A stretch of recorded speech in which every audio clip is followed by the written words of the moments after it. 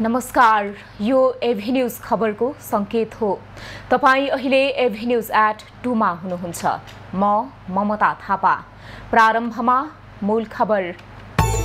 निरन्तर वर्षापछिको बाढीले मुस्ताङ कागबेनीमा प्रहरी चौकी सहित 20 घर बगायो। कोशी ब्यारेजका सबै 56वटै ढोका खोलिए।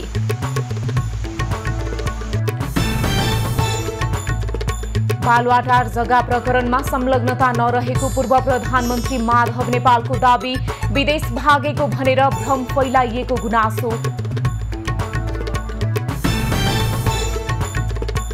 4 महिनापछि जनमत पार्टी पुनः सरकारमा सहभागी। नागरिकलाई केन्द्रमा राखेर सेवा प्रवाह गर्ने मन्त्री शाहको प्रतिबद्धता। साउनको अन्तिम सोमबार आज देशभरका शिवालयमा भक्तजनको भीड़। पशुपतिनाथमा जल चढाउने बोलबम यात्रीको संख्या उल्लेख्य।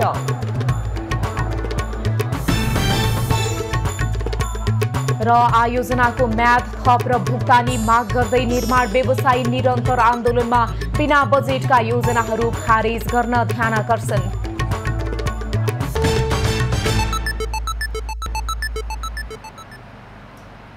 अब खबरको सिलसिला प्रारम्भ गरौं बाढी पहिरोको असर सम्बन्धी प्रसंगबाट। यस वर्षको चालु मनसुनबाट 51 जिल्ला प्रभावित भएका छन्। गृह मन्त्रालय अन्तर्गतको विपद पूर्व तयारी तथा प्रतिकार्य शाखाका अनुसार यस वर्षको बाढी पहिरोबाट 46 जनाको मृत्यु भएको छ। बाढी पहिरोमा परि 31 जना हराइरहेका छन्। असार 4 गतेको बाढीमा बेपत्ता संखुवा सभाको सुभेवा हाइड्रोका 19 जना मजदुर अहिलेसम्म बेपत्ता नै छन्। मनसुनजन्य विपदमा परि 59 जना घाइते भएका छन्। 156 घरमा पूर्ण क्षति पुगेको छ भने 682 घरमा आंशिक क्षति पुगेको तथ्याङ्कले देखाएको छ। हालसम्म पहिरोबाट मकवानपुरमा 5, ओखलढुङ्गामा 4 जनाको मृत्यु भएको छ। बाढी पहिरोबाट संखुवा सभामा 3, पहिरोबाट ताप्लेजुङमा 3, बाढीबाट पाँचथरमा 3, पहिरोबाट अर्घाखाँचीमा 3, दोलखामा 3 जनाको मृत्यु भएको तथ्याङ्कले देखाएको छ। बाढी पहिरोबाट काठमाडौँ, रुकुम पश्चिम, रसुवा, बैतडी, गोर्खा, तनहुँ, भोजपुरमा 2-2 जनाको मृत्यु भएको छ। प्राधिकरणले यस वर्षको मनसुनबाट 12,54,000 प्रभावित हुने प्रक्षेपण गरेको छ। देशभर सामान्यदेखि पूर्ण बदली भई आज गण्डकी, कर्णाली र सुदूरपश्चिम प्रदेशका पहाडी भूभागका थोरै स्थानमा हल्का वर्षा भइरहेको छ। आज दिउँसो पनि सुदूरपश्चिम र कर्णाली प्रदेशका 1-2 स्थानमा मेघ गर्जन, चट्याङसहित भारी वर्षाको सम्भावना औल्याइएको छ। आज कर्णाली, सुदूरपश्चिम, गण्डकी र लुम्बिनी तथा मंगलबार कोशी, मधेस, बागमती र गण्डकी प्रदेशका 1-2 स्थानमा भारी वर्षा हुने विभागको भनाइ छ। यसैबीच लगातारको वर्षाका कारण नारायणी नदीमा पानीको बहाव बढेपछि गण्डक ब्यारेजको सबै ढोका खोलिएको छ। नदीको सतह खतरा नजिक पुगेपछि नेपाल र भारततर्फ रहेका ब्यारेजका 36वटै ढोका खोलिएको हो। नारायणी नदीको नारायणगढ पुलमा पानीको सतहले चेतावनीको तह पार गरेको छ। वर्षाका कारण आज नारायणी, कर्णाली, बागमती, पूर्वी राप्ती, पश्चिम राप्ती, बबई, महाकाली र यिनका सहायक नदीको जल सतह सतर्कता आसपास पुग्ने र केहीमा खतराको तहमा पुग्ने बाढी पूर्वानुमान महाशाखाले जनाएको छ। महाशाखाले तटीय क्षेत्रमा उच्च सतर्कता अपनाउन आग्रह गरेको छ। उता राष्ट्रिय विपद जोखिम न्यूनीकरण तथा व्यवस्थापन प्राधिकरणले पछिल्लो 1 सातामा मात्रै मौसमजन्य प्राकृतिक विपदका 78 घटनामा 9 जनाको मृत्यु भएको जनाएको छ। यस्तै सडक विभागका अनुसार आइतबार साँझसम्म वर्षा र पहिरोका कारण 5वटा सडक अवरुद्ध भएका छन् भने 41वटामा एकतर्फी यातायात सञ्चालन भइरहेका छन्। हिमालपारीको जिल्ला मुस्ताङको बारागुङ मुक्ति क्षेत्र गाउँपालिका 4 कागबेनीमा बाढीले निम्ति आएको क्षतिको विवरण संकलन गर्न सुरु गरिएको छ। गैराती अविरल वर्षासँगै काग खोलामा आएको बाढीले कागबेनीमा रहेको प्रहरी चौकी भवन सहित 20 घर बगाएको थियो। मुक्तिनाथ हुँदै झर्ने काग खोला पहिरोका कारण थुनिएपछि आएको बाढीले वितण्डा मचाउँदा कागबेनीमा ठूलो भौतिक क्षति भएको हो। प्रहरीका अनुसार अहिलेसम्म 36 घरमा बाढीले क्षति पुर्याएको छ। प्रहरी, जनप्रतिनिधि र स्थानीयले बिहानैदेखि बाढीको क्षतिको विवरण सङ्कलन गर्न सुरु गरेका छन्। अविरल वर्षासँगै आएको खोलाको बाढीले स्थानीयको घर, पसल, होटल, प्रहरी चौकी भवन, वडा कार्यालय लगायतका घर बगाएको छ। कागबेनीमै आएर कालीगण्डकीमा मिसिएको काग खोलामा आएको बाढीले पवित्र धार्मिक स्थल कागबेनीमा रहेका धर्मशाला, मन्दिर समेत बगाएको छ। बाढीले कागबेनीमा रहेको एनएमबी ब्याङ्क रहेको घर र जनशान्ति माध्यमिक विद्यालयमा आंशिक क्षति पुर्याएको छ। बाढीले घरबारविहीन भएकाको आपतकालीन बसोबासको व्यवस्था मिलाउन समेत गाउँपालिका र जिल्ला सुरक्षा समितिले आवश्यक तयारी अगाडि बढाएका छन्। बाढीले घरहरू बगाएर बस्तीलाई बगरमा परिणत गरेको छ। त्यसैगरी बाढीले कागबेनी गाउँभित्र रहेका अस्थायी काठे पुल र जोमसम कोरोला जोड्ने निर्माण सम्पन्न हुने क्रममा रहेको पक्की पुल समेत बगाएको छ। पुल बगाएसँगै उपल्लो मुस्ताङको सीधा सवारी सम्पर्क विच्छेद भएको छ। सप्तकोशी नदीमा पानीको बहाव उच्च भएपछि कोशी ब्यारेजका सबै 56वटै ढोका खोलिएका छन्। पानीको सतह घटाउन ब्यारेजका सबै ढोका खोलिए पनि नदीको बहाव भने अझै उच्च रहेको छ। कोशीको पानी अझै पनि ब्यारेज पुलको तल्लो भागलाई छोएर बगिरहेको छ। पछिल्लो मापन अनुसार सप्तकोशी नदीमा पानीको बहाव 4 लाख क्युसेक प्रति सेकेन्ड रहेको छ। अझै पनि ब्यारेजका सबै ढोका खुल्ला रहेका छन्। बिहानको समयमा पानीको बहाव 4,62,345 क्युसेक प्रति सेकेन्डसम्म पुगेको र बहावमा उतार चढाव जारी रहेकाले पूर्ण सतर्कता अपनाइएको सुनसरी प्रशासनले जनाएको छ। प्रशासनले उच्च बहावसँगै खोलिएका ब्यारेजका 56 ढोकाको अवस्था हेरेर क्रमशः बन्द गरिने जनाएको छ। उता कोशी ब्यारेज नियन्त्रण कक्षका अनुसार पछिल्लो पटकको 4,62,345 क्युसेक पानी अहिलेसम्मकै तेस्रो उच्च बहाव हो। यसअघि ब्यारेजमा कोशी नदीको बहाव सन् 1968 मा सबैभन्दा बढी 7 लाख क्युसेक मापन भएको थियो। 1989 मा भने पानीको बहाव 4,72,000 क्युसेक रेकर्ड गरिएको कोशी ब्यारेज नियन्त्रण कक्षले जनाएको छ। नदीको बहाव उच्च हुँदा ब्यारेजका सबै 56वटै ढोका खोलिएको छ भने यो चौथो पटक खोलिएको हो। यसअघि सन् 2019 मा बालुवा थुप्रिएर पुलमा खतरा बढेपछि सो बेला समेत पुलका सबै ढोका खोलिएको थियो। यसैबीच नदीको बढ्दो जल सतहसँगै सुनसरी प्रशासनले तटीय क्षेत्रका बासिन्दालाई सुरक्षित रहन आग्रह गरेको छ। सुरक्षाका सबै निकायलाई अलर्टमा राखिएको जनाएको प्रशासनले नदीले कटान र क्षति नपुर्याए पनि जोखिम भने कायम रहेको जनाएको छ। प्रमुख जिल्ला अधिकारी हुमकला पाण्डेले सबै संयन्त्र तयारी अवस्थामा राखिएको बताउँदै सम्भावित जोखिम क्षेत्रलाई निगरानीमा राखी निरन्तर अनुगमन जारी रहेको बताइन्। हिमाली जिल्ला मनाङमा आवत जावत पूर्ण रूपमा अवरुद्ध भएको छ। डुम्रे बेसी सहर चामे सडक अन्तर्गत लमजुङको बेसी सहर नगरपालिका 6 खरखरेमा ट्र्याक भासिएपछि आवागमन अवरुद्ध भएको हो। निरन्तर वर्षाका कारण यस सडक खण्डमा आवत जावत रोकिएको आयोजना कार्यालयले जनाएको छ। सडक खण्ड अन्तर्गत लमजुङतर्फ बेलौती, बिसौना, खरखरे, रामबजार, घोप्टे भिर, च्याम्चे लगायतका स्थानमा पहिरो खसेको छ। निरन्तर वर्षा भइरहेकाले पहिरो पन्छाउन समस्या भइरहेको भन्दै सडक सञ्चालनका लागि प्रयास जारी रहेको सडक विभागले जनाएको छ। लमजुङतर्फ 35 किलोमिटर सडकमध्ये किलोमिटरै वृक्ष पहिरो झरेको बताइएको छ। मनाङमा वर्षा नभए पनि लमजुङतर्फ निरन्तर वर्षा भइरहेकाले सडक सुचारू गर्न समस्या भएको छ।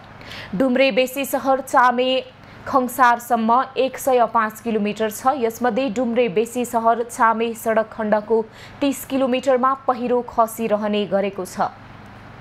खसेको पहिरो हटाउन आयोजना कार्यालयले विभिन्न स्थानमा एक्सकाभेटर तयारी अवस्थामा राखेको जनाएको छ। नवनियुक्त संघीय मामिला तथा सामान्य प्रशासन मन्त्री अनिता देवी शाहले आम नागरिकलाई सहज ढङ्गले सेवा प्रवाहको कामलाई आफूले पहिलो प्राथमिकता दिने बताएकी छन्।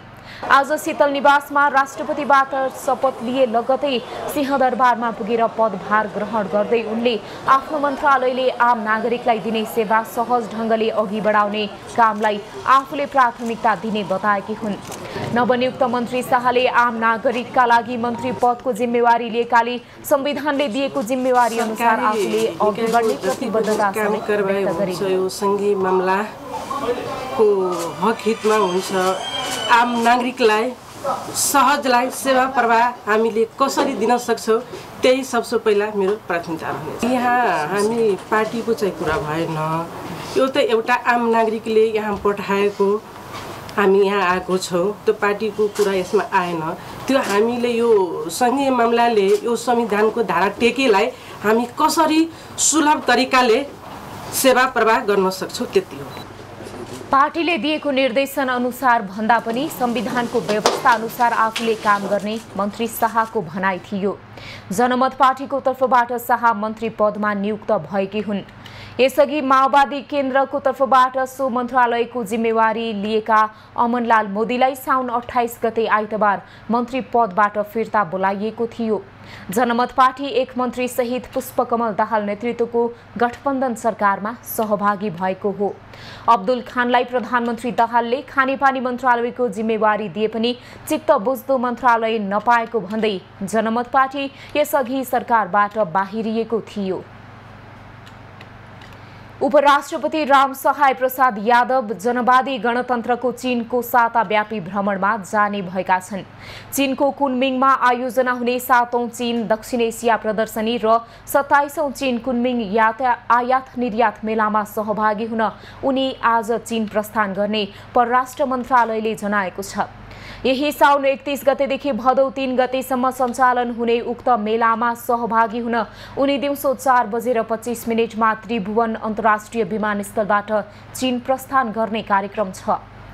चीन भ्रमणमा उपराष्ट्रपति यादवसँगै उनकी धर्मपत्नी चम्पादेवी यादव, उपराष्ट्रपति कार्यालयका सचिव मधुसूदन बुर्लाकुटी, स्वकीय उपसचिव शत्रुघ्न यादव, निजी चिकित्सक विक्रम सिलवाल र सेनानी रत्नबहादुर श्रेष्ठ, सहसेनानी भीमसेन देवकोटा रहेका छन्। साउन महिनाको अन्तिम सोमबार आज पशुपतिनाथ मन्दिरमा दर्शनार्थीको भिड लागेको छ। यस वर्षको साउनको अन्तिम सोमबार आज पशुपतिनाथ सहित देशभरका शिवालयहरूमा दर्शनार्थीको घुइँचो छ। यस वर्ष साउनमा 5वटा सोमबार परेका छन्। पशुपतिनाथ मन्दिरमा भक्तजनहरू बेलपत्र फलफूल हातमा बोकेर दर्शनका लागि लाइनमा बसेको देख्न सकिन्छ। साउन महिना र सोमबार भगवान शिवको महिना एवं बार भएकाले प्रत्येक वर्ष यस समयमा भक्तजनको घुइँचो शिवालयमा हुने गर्छ। साउनको सोमबार व्रत बसेर महादेवको पूजा आराधना गरे मनोकांक्षा पूरा भई सुख शान्ति र ऐश्वर्य प्राप्त हुने विश्वास छ।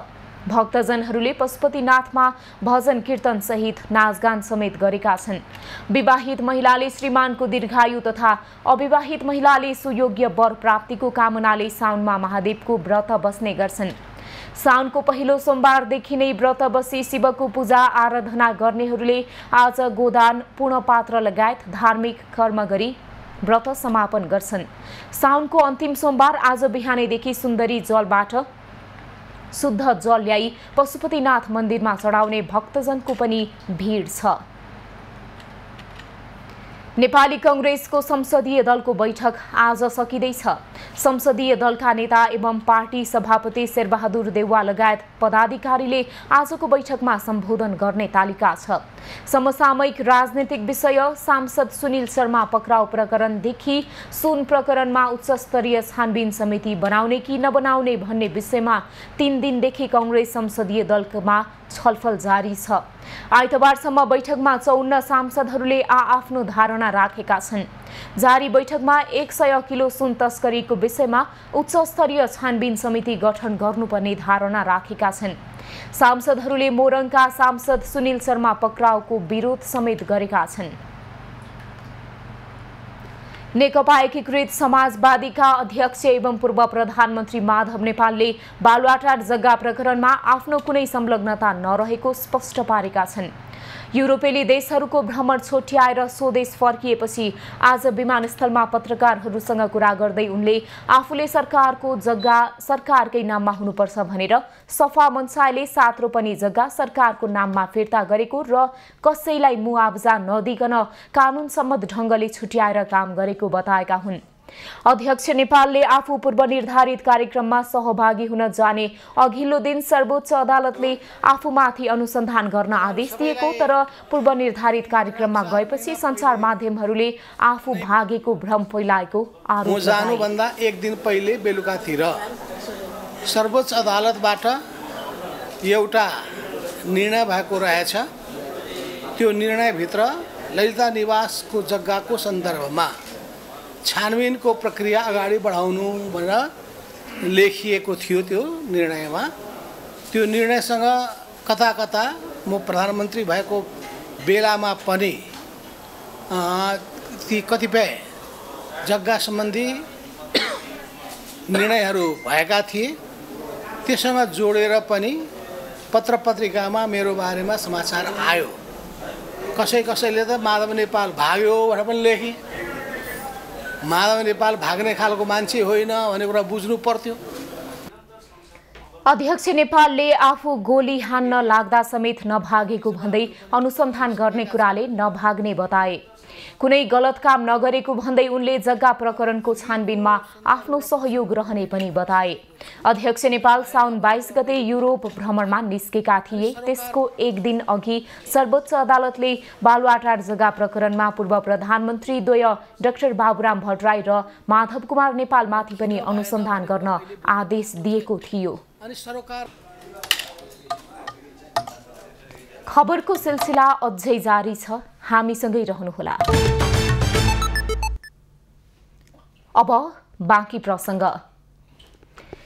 राष्ट्र निर्माता पृथ्वीनारायण शाहको शालिग पोखरा महानगरले हटाएको भन्दै काठमाडौँमा विरोध प्रदर्शन भएको छ। राष्ट्रवादी युवाहरूले काठमाडौँको माइती घर मण्डलामा भेला भएर आज पोखरामा रहेको राष्ट्र निर्माता पृथ्वीनारायण शाहको शालिग हटाउने कार्यको विरोध जनाएका हुन्।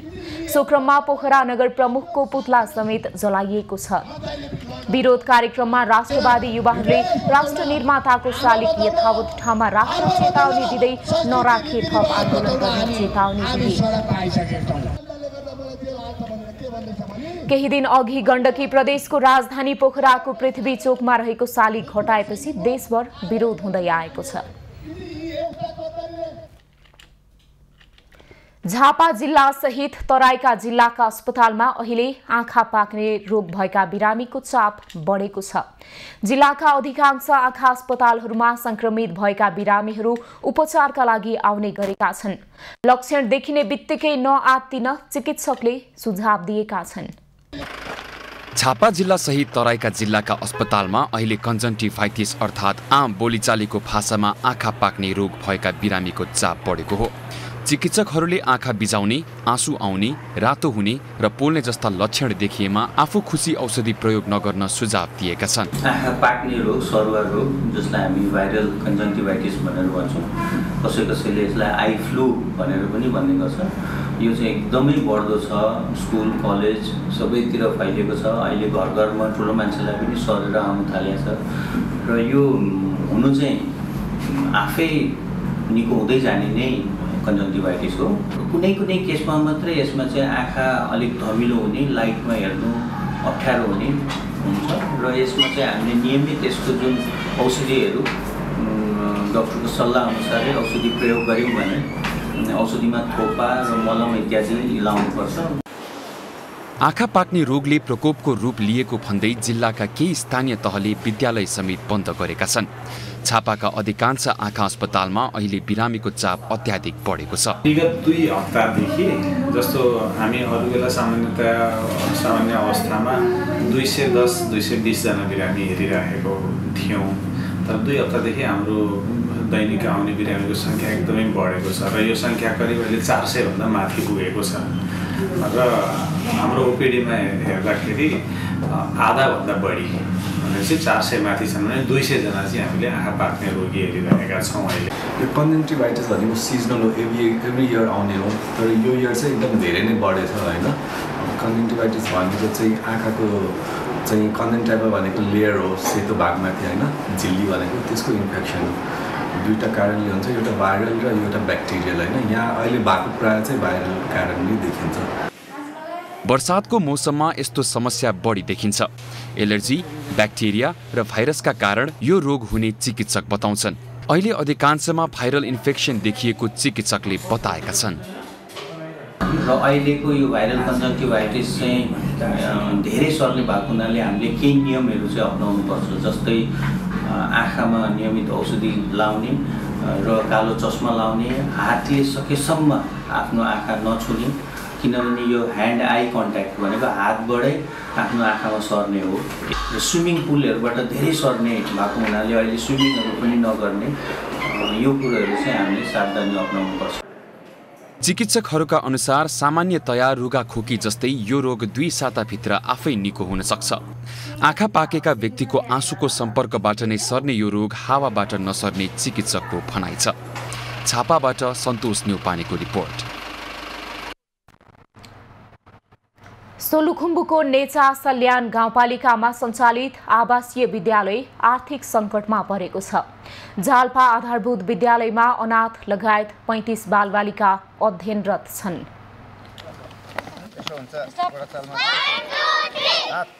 सोलुखुम्बुको नेचा सल्यान गाउँपालिकामा दिवा आवासीय विद्यालय सञ्चालनमा आए पनि आर्थिक सङ्कट बेहोर्दै आएको छ। स्थानीय अनाथ बालबालिकाहरूको समस्यालाई ध्यानमा राखेर स्थापना गरिएको विद्यालयमा अनाथ लगायत 35 बालबालिका सहभागी छन्। बिहान 6 बजेबाट 9 बजेसम्म गृह कार्य, नृत्य, खेलकुद, त्यसपछि खाना खाएर कक्षामा पठाउने गरी विद्यालय सञ्चालनमा रहेको छ। नेचा सल्यान गाउँपालिकाको फुर्केमा 2044 सालमा स्थापना भएको जल्पा आधारभूत विद्यालयलाई अभिभावक र स्थानीयको सहयोगमा आवासीय बनाइएको हो। विद्यालय आवासीय बनाए पनि सञ्चालनका लागि विभिन्न समस्याहरू रहेको शिक्षकको भनाइ छ। यस विद्यालयमा आउने केही अनाथ बालबालिकाहरू यहाँ आइरहने, तिनीहरू चाहिँ बिहान आउँदाखेरि खाना नखाइकन आउने, अनि यही स्कुलको दिएको खाजाको भरमा रहनुपर्ने 2-4 जना बच्चाहरूको त्यो अवस्था पनि देखियो। अनि बिहान बेलुका अरू बाँकी रहेका बच्चाहरू पनि घरमा रहेका बच्चाहरू समेत सङ्गतका कारणले गर्दाखेरि बच्चाहरू राम्रो बानी व्यवहार सिकेनन्। बच्चाहरूले ट्र्याक्टर कता आउँछ त्यतै कुद्ने, अन्य कुराहरू के हुन्छ त्यतै कुद्ने, अलिकति फोहोरी कुराहरू फोहोरी उसमा लाग्ने, अनि स्कुल आउँदाखेरि एकदम धुस्रे फुस्रे मात्रै भएर आउने, कहिलेकाहीँ नआउने, यस्तो कुरा भइसकेपछि चाहिँ अब त्यसो होइन।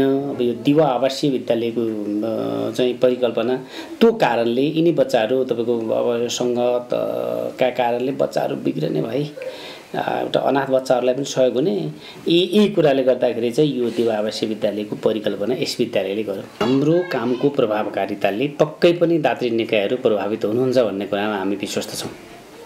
किनभने काम त्यसले गर्दाखेरि अब गयो, हामी परियोजना प्रस्तावना लिएर हामी त्यो दात्री निकायसँग गइ पनि रहेका छौँ। जस्तै हामी आपा शेर्पा फाउन्डेसनसँग पनि हामी त्यहाँ पुगेका छौँ। अन्य कुराहरू अब तपाईँको एसियन हेरिटेज फाउन्डेसन लगायत तपाईँको यस्ता संस्थाहरूमा हामी गएका छौँ।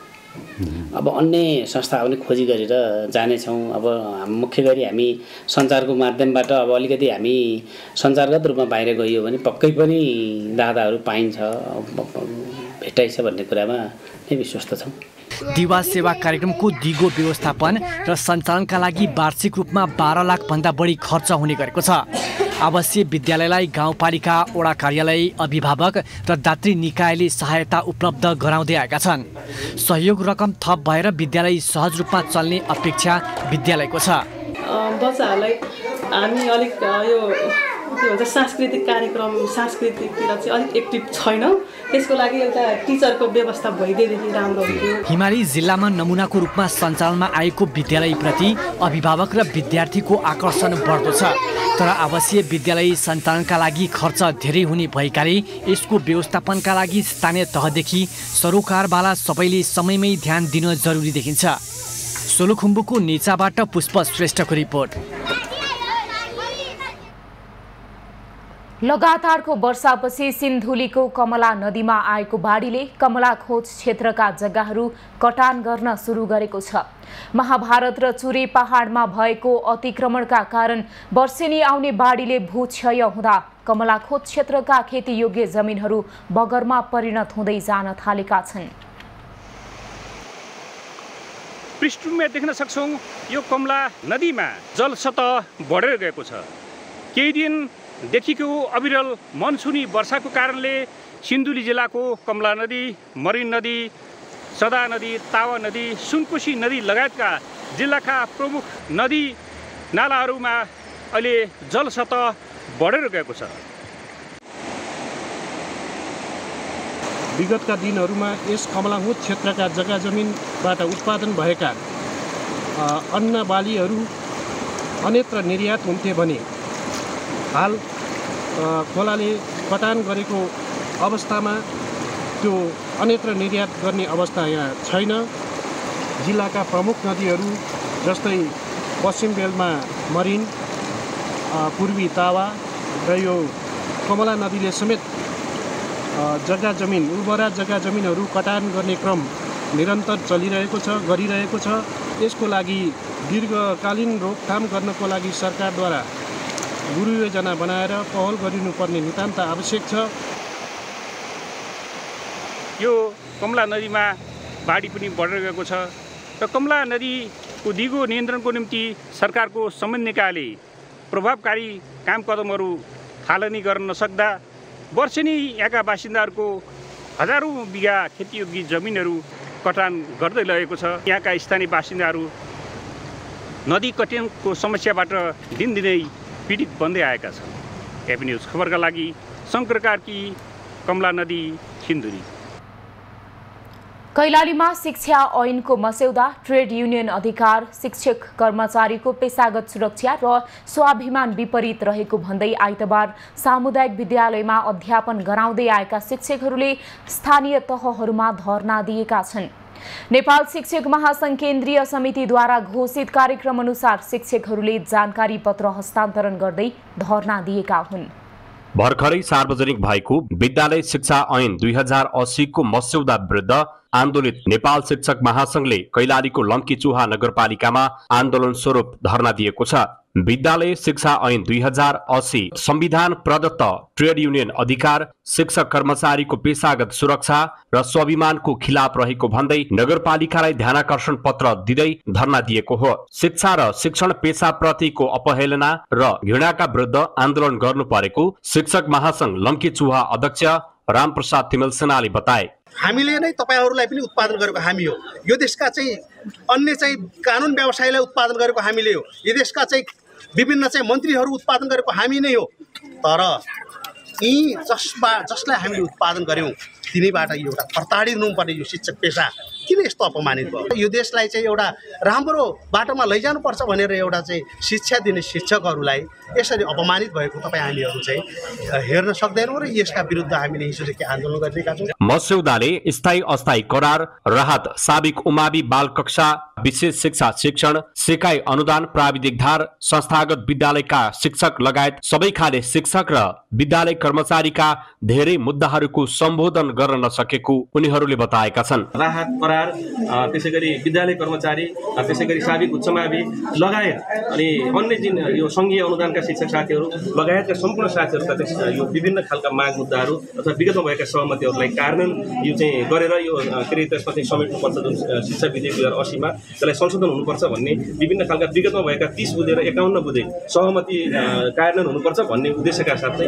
यो चाहिँ आन्दोलनको सुरुवात भयो। विद्यालय छोडेर आन्दोलन गर्नु रहर नभएर बाध्यता भएको शिक्षकहरूले बताएका छन्। शिक्षा र शिक्षक कर्मचारीहरूको विरोधी प्रबन्धहरू परिवर्तन गरी शिक्षा र शिक्षक कर्मचारी मैत्री बनाइनु पर्ने उनीहरूको अडान रहेको छ। विधेयकमा नगएका हाम्रा माग मुद्दाहरूलाई सम्बोधन नगरेका हुनाले सम्पूर्ण बाल विकास देशैभरिका संयुक्त रूपमा महासंघ सम्मिलित भई आफ्ना मागहरू सम्बोधन हुनुपर्छ भन्ने माग राख्दछु। मस्यौदामा नेपाल शिक्षक महासंघ र नेपाल सरकार शिक्षा विज्ञान तथा प्रविधि मन्त्रालय बीच भएका 30 बुँदे र 51 बुँदे सहमतिका सबै बुँदाहरू उचित ढंगबाट नसमेटिए आन्दोलनलाई सशक्त बनाउने उनीहरूले चेतावनी दिएका छन्। एबी न्यूज खबरका लागि मंगल बास्कोटे, कैलाली। अबको पालो एभेन्यूज एट बिजनेस।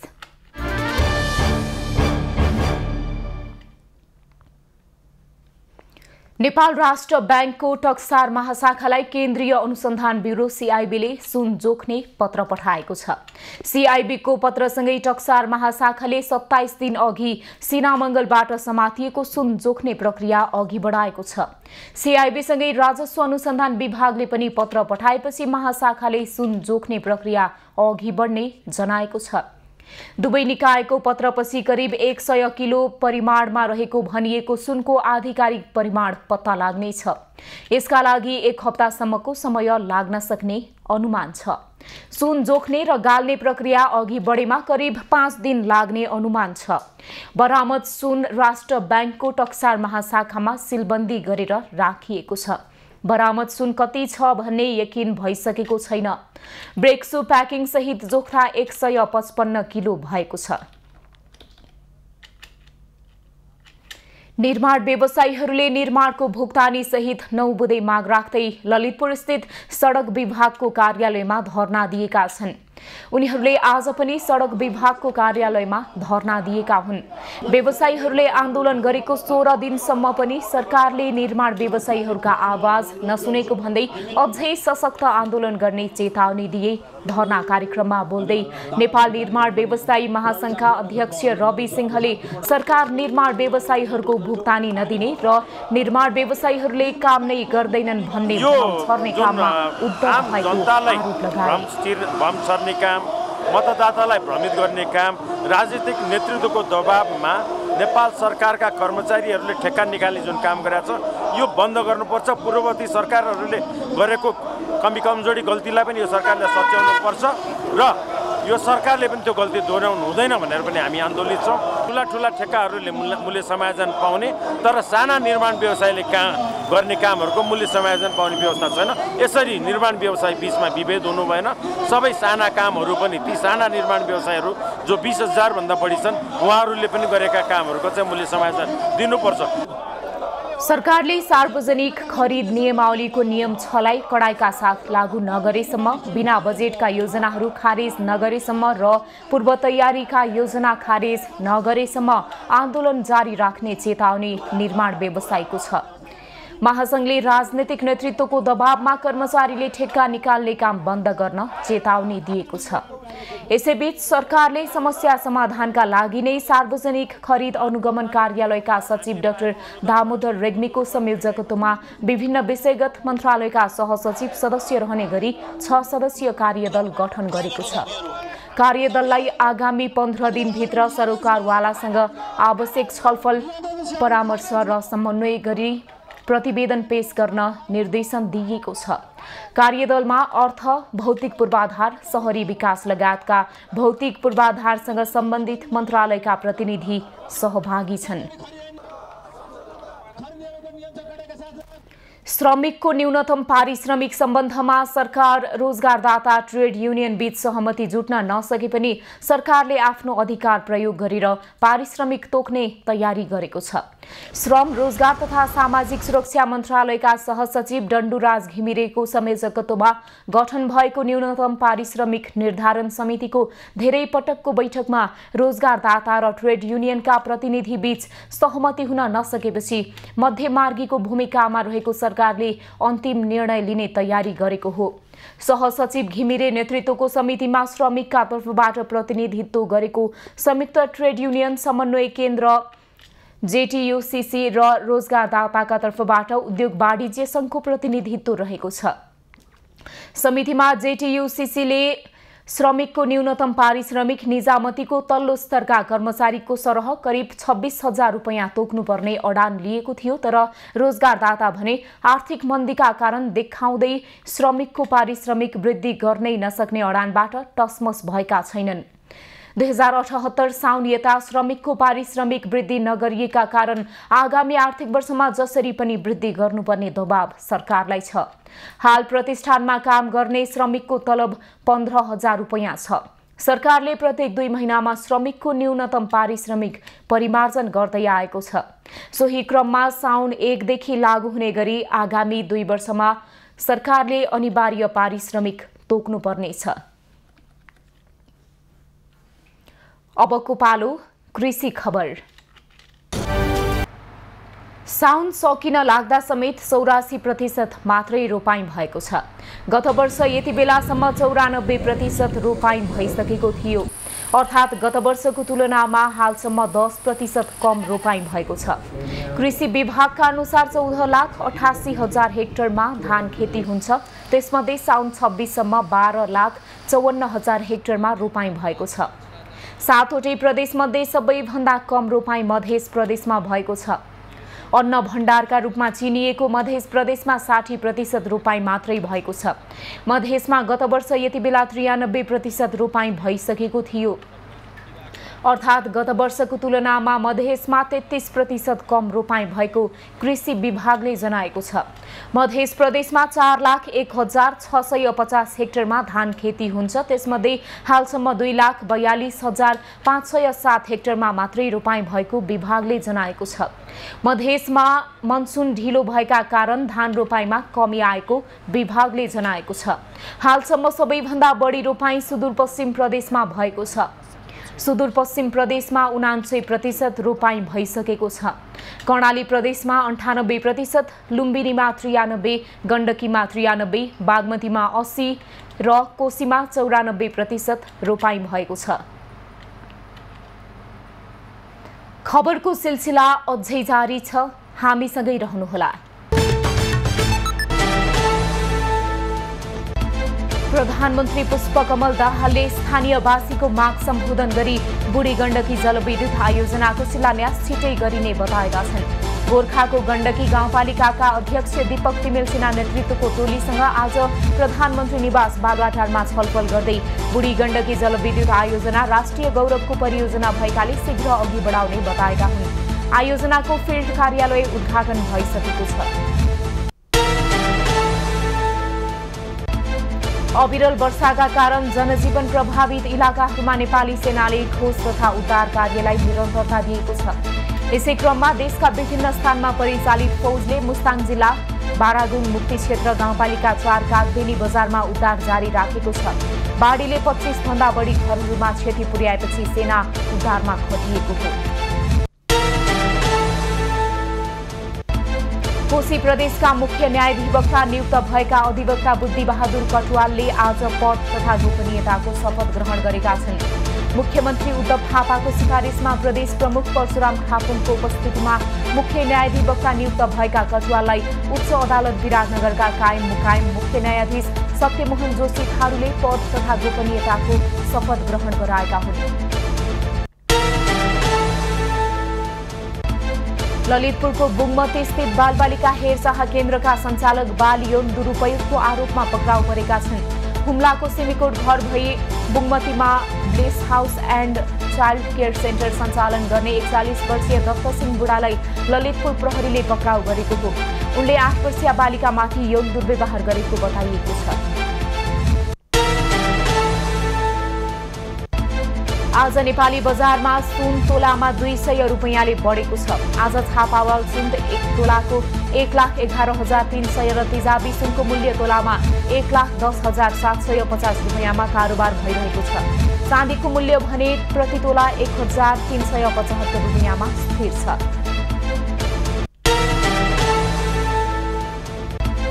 भेपमा लुकाएर सुन तस्करी गरेको प्रकरणमा नाम जोडिएका पूर्व सभामुख कृष्णबहादुर महराका छोरा राहुलले बारम्बार एकहोरो आरोप लगाएर चरित्र हत्या गर्ने र राजनैतिक जीवन नै सिध्याउन खोजेको आरोप लगाएका छन्। उनले राज्यको निकायले अनुसन्धान गरिरहेको पूर्ण रूपमा सहयोग गर्ने बताउँदै प्रमाणित देखिए कानून बमोजिम भागीदार हुने उल्लेख गरेका हुन्। राष्ट्रिय परीक्षा बोर्ड परीक्षा नियन्त्रण कार्यालय कक्षा 12 सानुथिमी भक्तपुरबाट 2080 सालको कक्षा 12 को परीक्षाफल सार्वजनिक गर्ने तयारी भएको छ। परीक्षाफल प्रकाशनका लागि अन्तिम तयारी भइरहेको बोर्डले जनाएको छ। बोर्डले साउनभित्रै परीक्षाफल प्रकाशन गरिसक्ने प्रतिबद्धता जनाएको छ।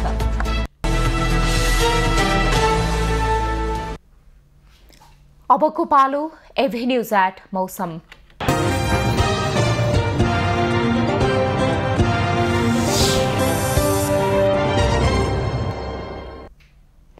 हाल देशभर सामान्यदेखि पूर्णतया बदलिरही गण्डकी, कर्णाली र सुदूरपश्चिम प्रदेशका पहाडी भूभागका थोरै स्थानहरूमा हल्का वर्षा भइरहेको छ। दिउँसो सुदूरपश्चिम प्रदेश लगायत देशका पहाडी भूभागका केही स्थानहरू तथा बाँकी प्रदेशका थोरै स्थानहरूमा हल्कादेखि मध्यम वर्षाको सम्भावना रहेको छ। आज काठमाडौँ उपत्यकाको अधिकतम तापक्रम 23 डिग्री सेल्सियस र न्यूनतम तापक्रम 19 डिग्री सेल्सियसका बीचमा रहने अनुमान गरिएको छ। आज सूर्योदय बिहान 5 बजेर 33 मिनेटमा भयो भने सूर्यास्त साँझ 6 बजेर 43 मिनेटमा हुनेछ। आज देशभरको मौसम कस्तो रहला त हेरौं देशका विभिन्न स्थानको अनुमानित मौसमी अवस्था।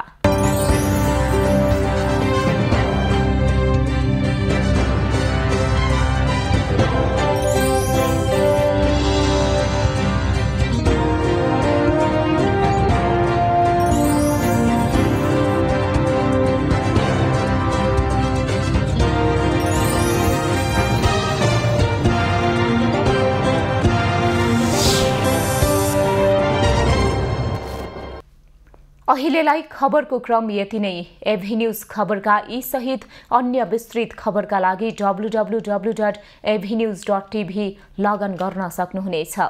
युट्युब, फेसबुक र ट्विटरमा पनि हामीलाई फलो गर्न सकिनेछ।